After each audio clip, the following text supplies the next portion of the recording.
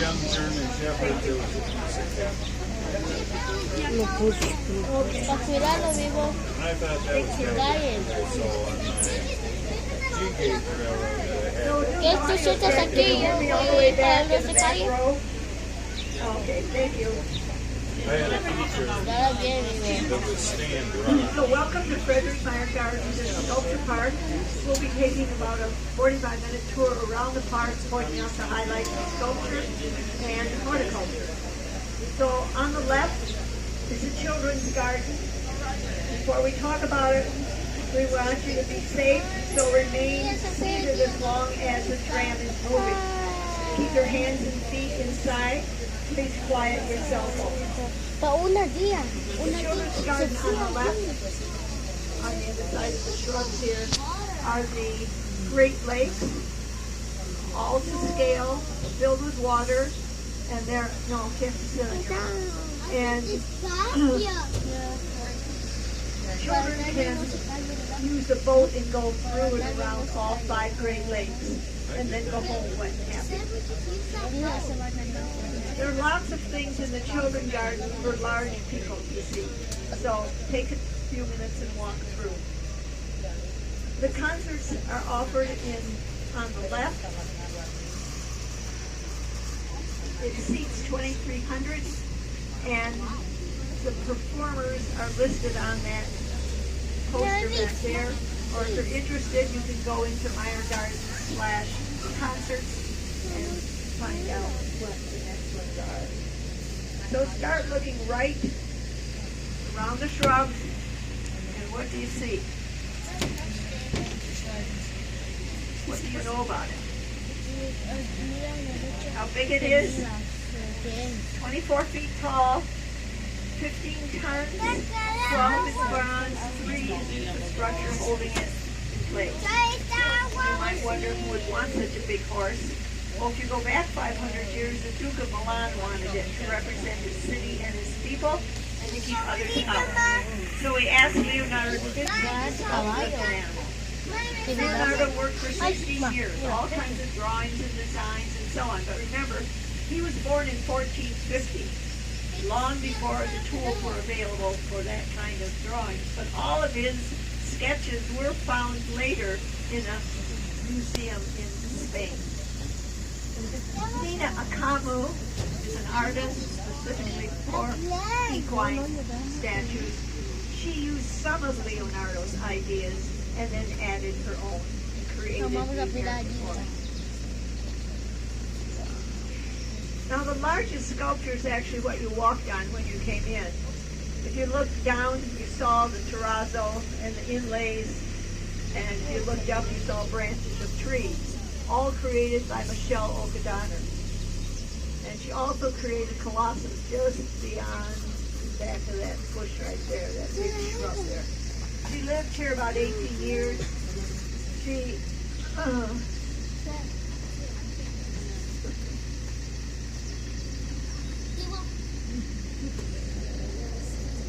when we get to the gate, look farther in, and you'll see Blind Man by Sean Henry.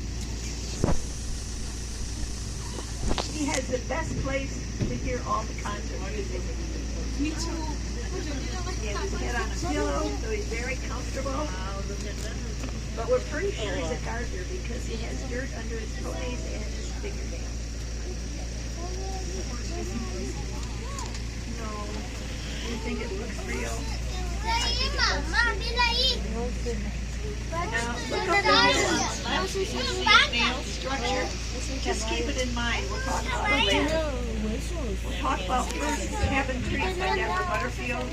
She walked along Cabin Creek in Montana picking up wood. She created the horse, and then took it apart, numbered each piece. Each piece was cast in bronze, and a patina added so it looks like wood. It's actually a bronze horse. It's surrounded by prairie grasses. You can see how tall they get. These are survivor grasses. They will survive high winds, low temperatures, and floods. This is an area that the horticulture people have designed. It's not necessary for irrigation because their roots go down 4 to 8 feet.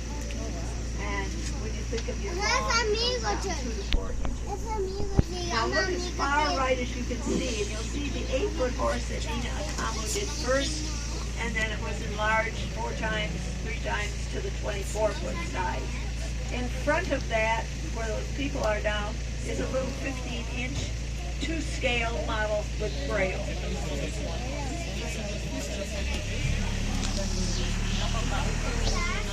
Now start looking around across the bushes on the right. You'll see Neuron by Roxy Payne, an American artist.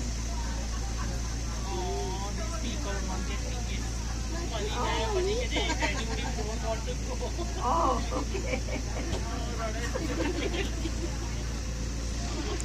Okay, behind them is Neuron by Roxy Payne.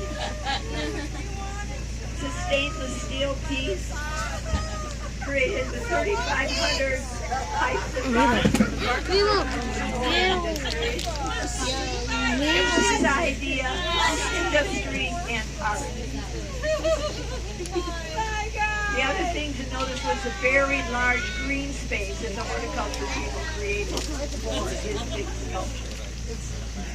Now look up the hill on the left as we roll by. You saw the male and what's happening here. Converted to a female, right? So it's called Male-Female by Borowski. If you look straight on now, you can pretty much only see the female. And ideally, if you could walk all the way around it, it's an aluminum piece. And the best way, because the tram is too large, is to walk up this little path here into the grove. You know, so by a big pond, which is used for irrigation, but then you can walk all the way around, male, female. And there's another path, there's several paths that will pass. One coming up on the right goes down to Highway Wade, Iron Tree. Chinese artist who was not allowed to come, his passport was taken. On the other side is Bronze Form by Henry Moore. He was the most recognized sculptor in the last century, British sculptor. His idea was to bring sculpture outside and have these little rooms created by horticulture to show them off. And you can see there was a path all the way around it, so you can see all 360 degrees. And then you'll notice in the Japanese barberry that the shrubs show off the color of the bronze. At one point, no two views are the same. It looks very wide, then it looks very narrow. So it's best seen if you take that little path all the way around it. These are our green walls on either side. To the left is natural habitat for birds and small animals and deer and so on. However, if you could walk straight through, both right and left, there are pieces of sculpture. However, we only show you what you can see from the tram on this tour.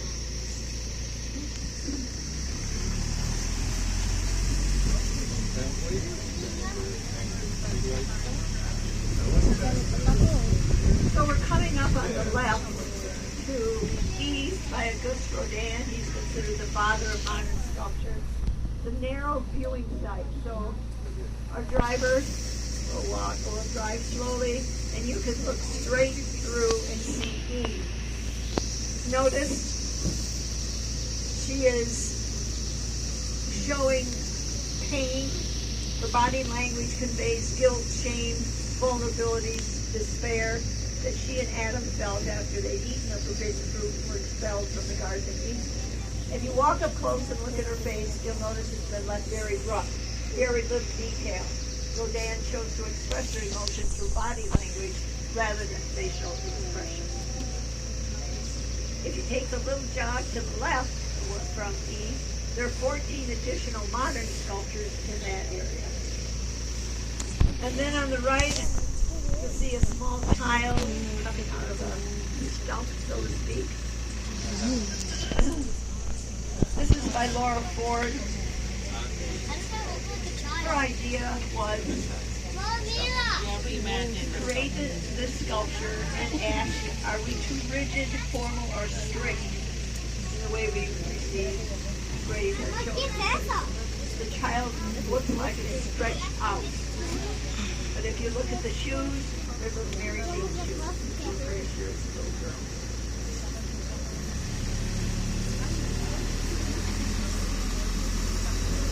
We'll come to the waterfall area on the left. Before we get there, look at the large piles of a type of sandstone. There's a waterfall. Esas. On the right, you can see it right here. All of that had to be hauled in from New York, which is where that type of sandstone was needed for the 16-foot waterfall. Our waterfall does not allow the water to go anywhere except round and round. And that's because we have koi fish. Koi are not native, and so we don't want any of these fish to get into Lake Michigan. You look at them, you can see that they're swimming in different colors, different sizes, shapes. As long as the temperature is 50 degrees or more, they swim. When it gets cold, they head to the mud and hibernate. The two large trees between us and the pond are dawn redwoods. They were thought to be extinct until they were found in Japan and China in 1994. These were saved and sent to Arboretum all over the world, so we have our dawn redwoods. This is an area that's very popular for weddings. The one-year redwood is very popular.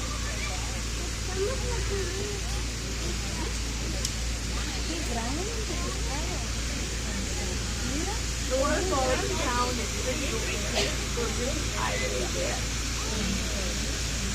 So now coming up with this form of a desert rose by Arnaldo Italian artist who started out as a jeweler, and then he did theater sets.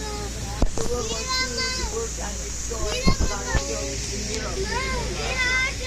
That scene, you walk in and walk all the way around it. And you'll see the detail as a jeweler that it's in. As long as the grass is cut, you can walk on it. When it's not cut, don't travel it. Again, coming up on the left are two sculptures by the Beaumont, Dutch artist.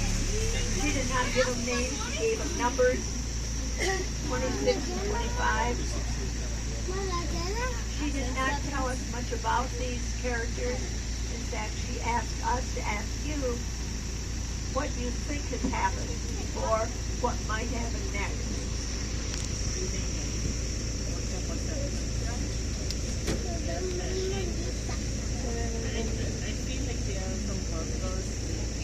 Any ideas? I'm tired. Sit there. We're going to get up. Okay. We're going to get up and eat.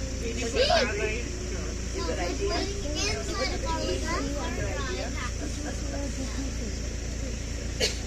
Anyway, Annika has done many, and she never gives them names. It's only numbers. So now coming up on the right is Aria by Alexander Lieberman. Aria is a solo voice. So here we look for images related to music. Can you see notes, parts of instruments, staff lines, clef symbols, crescendos, repeated phrases, violin or guitar shapes, perhaps you can see others. This is the tallest piece in the selection, almost twice as tall as the American chorus. The idea here is big music. If you played in a mass band or sang in a mass choir, you would call that big music feeling. If you walk this little path right straight to the middle of it, you can kind of remember what that big music feeling was. His mother played all kinds of instruments in their home. She started the first children's theater in Moscow after the Russian Revolution. So Alexander grew up surrounded by music, and as an adult he continued to enjoy all kinds, from opera to music shows.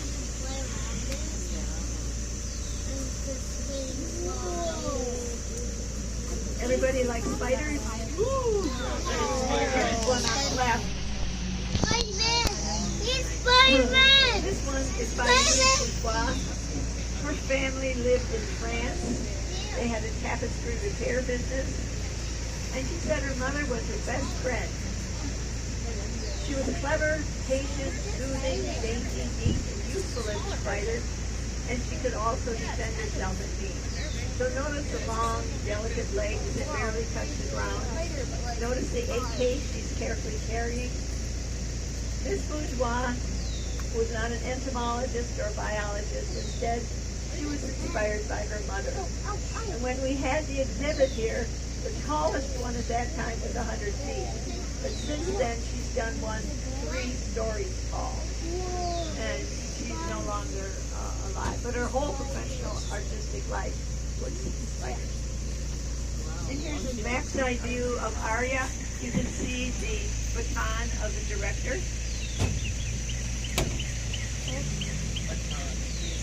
So we'll leave spiders and go to pop art. The next 3 will be pop art. The first one on your right is The Thunder by Jim Dye. Does this piece remind you of a much earlier piece? Oh yeah, I saw one. What? Miss Tomato, right. Only she was smooth and white. He changed the name to The Thunder. He changed the color from smooth and white. And then he changed the texture. Way out on the left, you'll see large pair of queen's color mounted on a heart. He often used hearts in his work. And then also on the left, you'll see holes in their places. His family owned a hardware store, and so itself is probably old. Looks like you have to go with sleep.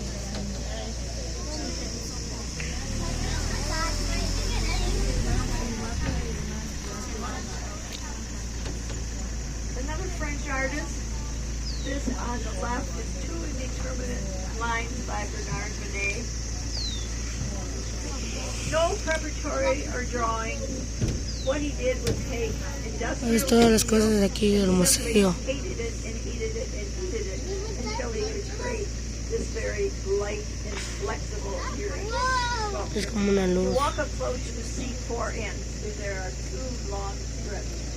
This piece was shown on 204 on Park Avenue in New York. So you have to imagine what it looked like when it was surrounded by New York buildings. Estos estaban en New York. On the Las right, cosas. Mirage 1 and Mirage 2 by Elizabeth Frink, British artist. What kind of bird? Mira, Think pink. Bingo. dijeron que pájaro. These are birds that live in North Africa, and then they Son migrate across the flamingos water. de muchos tiempos. From here, they look quite heavy, because we're looking at a side view. But if you look straight on from the back, they're really very thin, so you get a better idea of a mirage. And then, if you look at their feet, you can see that they're in water. On the other side, you'll see Sí Julia by son, Keith Haring. así son de mucho tiempo. Pero parece que no tienen cabeza y están creciendo. He did until they told him to stop. And then he started creating figures like you see here. So looking what don't you see on Julia? Ella le creyó. There's no hair, no Le fingers, no pintaron. shoes, no jewelry. Le creyeron el dibujo. Simple abstract piece, leaving out everything except body language and energy. So what do you think she's doing with her energy here? Dancing? Anything else? Soccer? Basketball? Maybe?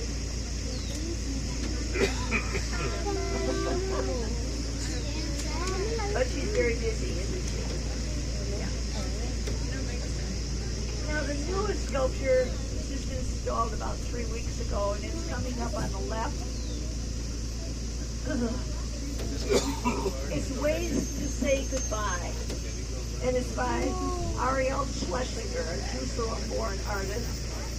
Just two components, metal tree, and then you see glass shards, pieces of glass stuck in the branches. And he describes it as a symbol of growth, family, wisdom, and age. Glass is often Esta apenas le a pusieron symbol of 3 semanas. transition and transformation. It stands Un árbol. straight and tall, but holds in its hand Tiene vidrio, scattered glass. Memories and ideas that seem to reflect. memoria So it's a y symbol, recuerdos. but he wants you to stop, look, and think about. It's in memory of the Holocaust. And the person who's is in memory of it has lived, passed away recently, has lived in Grand Rapids. And when you're looking, or they're looking for others in the area who survived the Holocaust and survived the smallest piece is on the right, called Listening to History by Bill Woodrow. Pues que a veces Only 3 elements, the book, the head, and the cord. But whose head is it? How would you describe the book? Yeah? It's on a rock, yes. And then, what about the cord?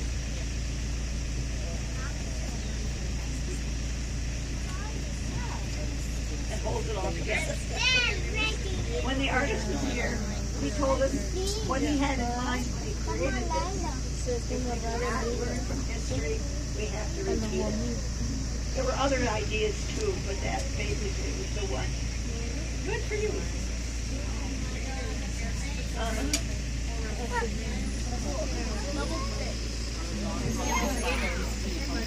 Also on the right is King and Queen by Sir David Nash. Sir David Nash is British, and his idea was to use condemned trees. This is King and Queen, but he did not tell us which was the Queen. In fact, he asked us to ask you which side you think was the Queen. He also has done a preguntó living que sculpture. quiénes son cuál es el rey y el no. Yeah, the right or the left? Okay. Now here's another view of ways to say goodbye, and you can better see the pieces of glass as they're hung in the branches of the trees. There's actually 8 pieces of glass there. And later on there will be benches and so on, so you can sit and contemplate what you see. It's an aluminum tree.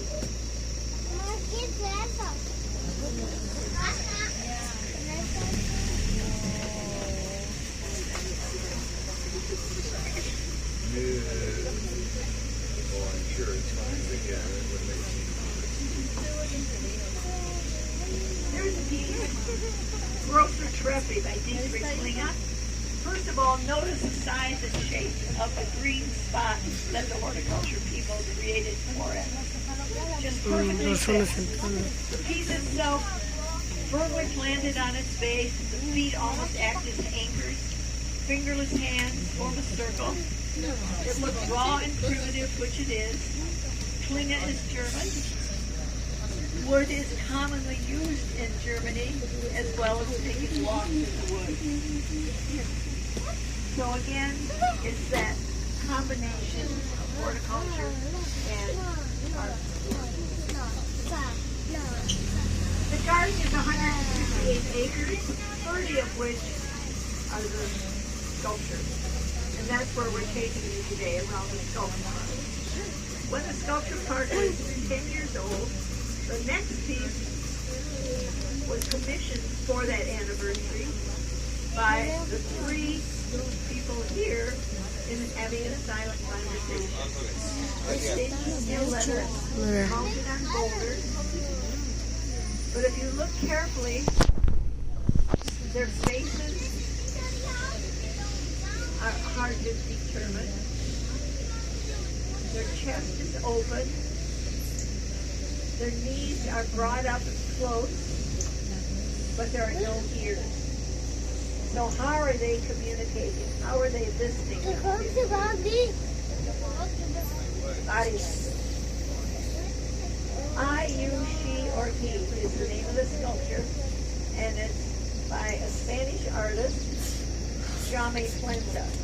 Una persona que habla español hizo, no tiene un oído y cabezas, hizo usar las señas para hablar. He told us how they went all over the world looking for the kind of material that he wanted to use for that sculpture inside, and they found it in North Vietnam. So was born in North Vietnam, sent to Spain, which is where his work is, and then eventually installed here. On the right is Scarlatti by Montesugarro. This is a non-objective piece, nothing that's recognizable. Two large beams, when there's enough breeze, will move up and down. It's placed in this large bed of wildflowers, more than 24 varieties. And about every 3 years we have a controlled burn, right down to the black ground. Getting rid of the weeds and returning nutrients to the soil. It greens up in no time. The seeds are there, soil is moist. So coming up on the left now, is Column of the Free Spirit by Richard Hunt. What does free spirit mean to you? It means happy-go-lucky, freedom.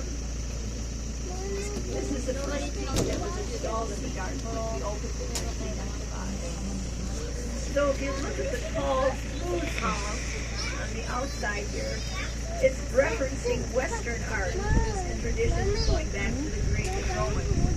On top of it, you see these birds flying, so to speak, and that's reminiscent of American peace and freedom, inspiration, and unlimited boundaries. He has studios in Benton Harbor and Chicago.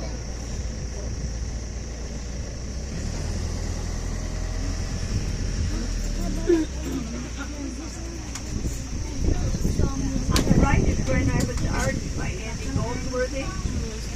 He's English, but the material came Vinimos aquí. from Scotland. Two large blocks on either side, very deep in the ground.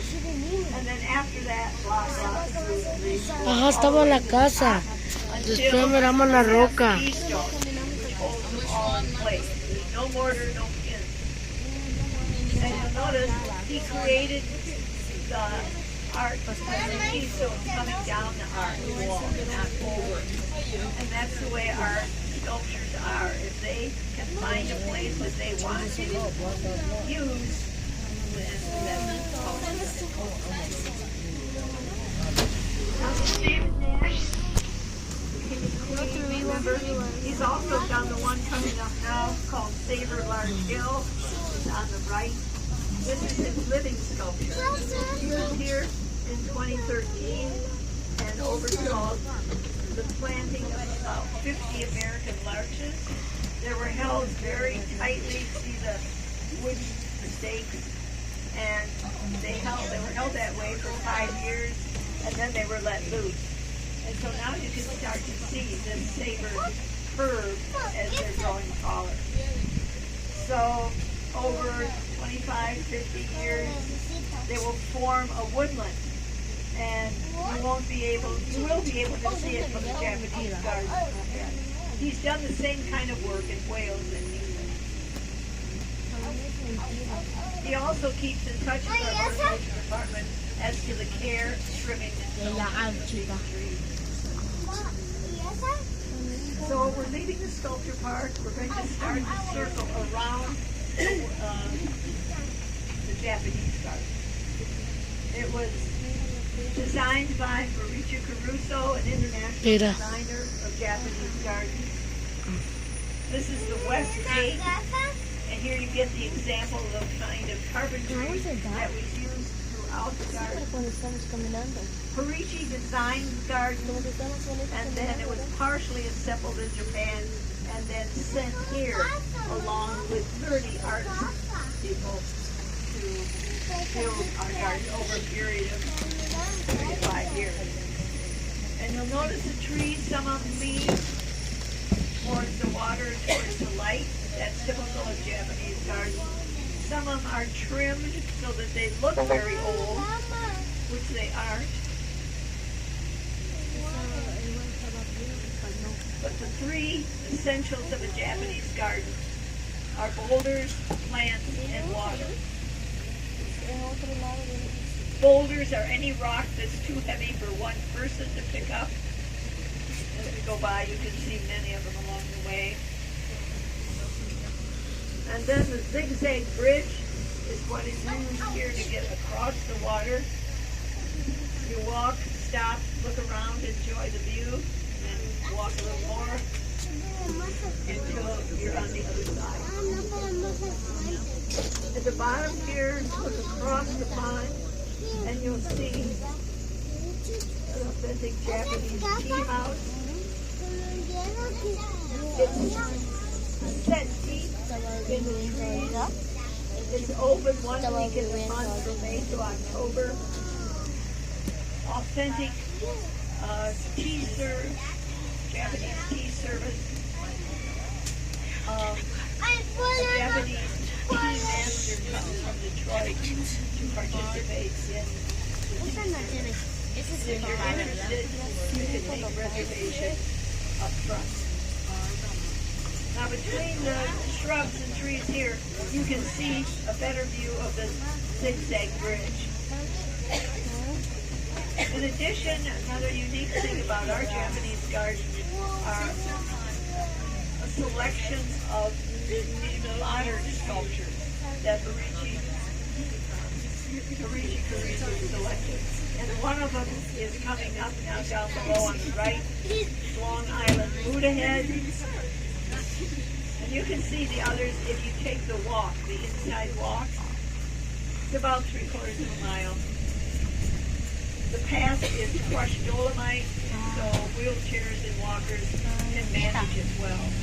And then here's another view, the tea house. Nobody's on top of the time either. There's a circular trail that you can take to the top, and you can see the entire Japanese garden. It was a side trail, didn't go.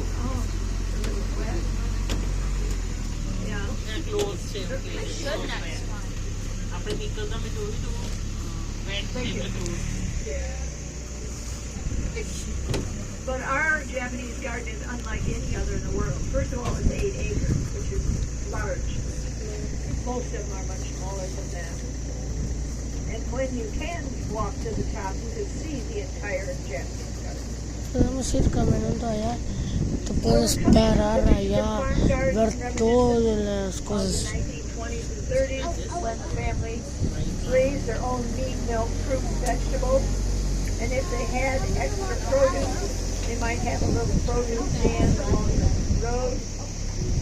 The barn, 100 years old or more, was built here by Amish carpenters. Miré un rabbit. And then the house is 3/4 size of Mrs. Meyer's first home. It's used for special events. There are restrooms and drinking fountain in the back.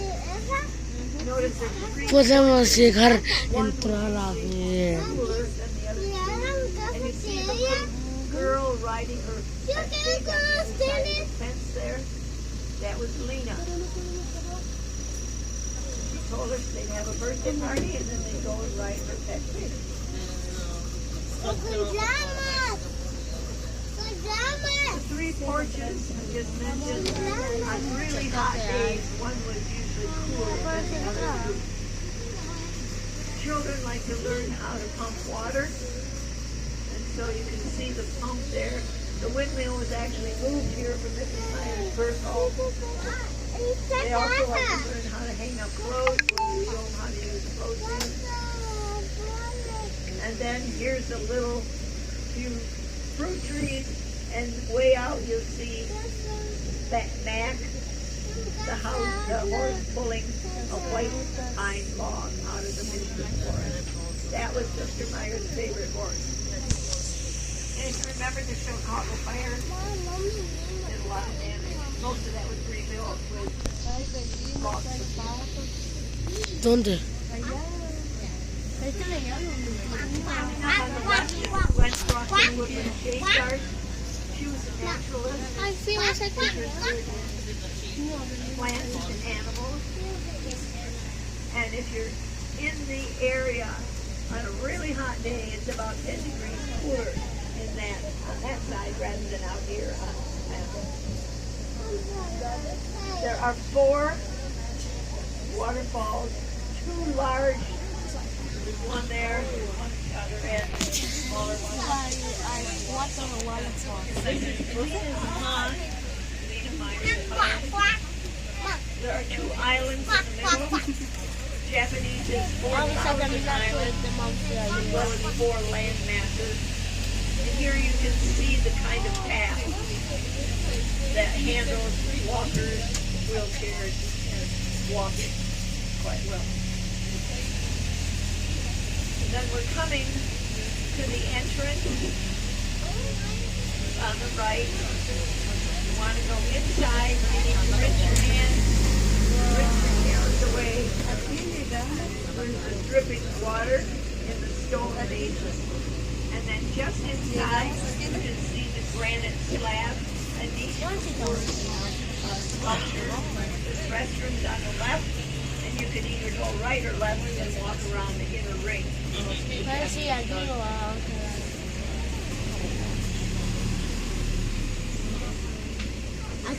On the other side of the wall in the distance is the shrine yard. And then plants in a pot. Que vivo me trapo ahí. ¿Ah? De después.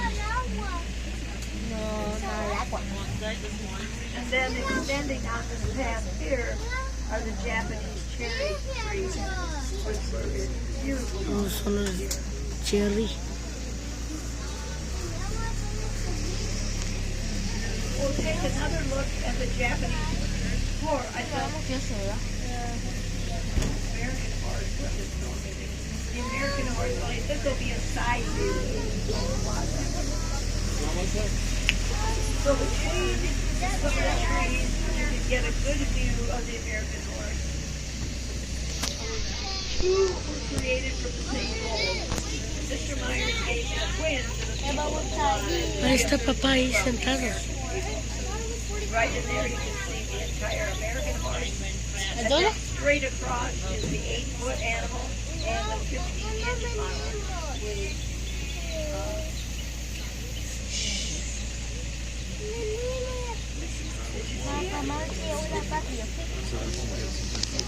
So we're coming to the end of our tour. We thank you for coming.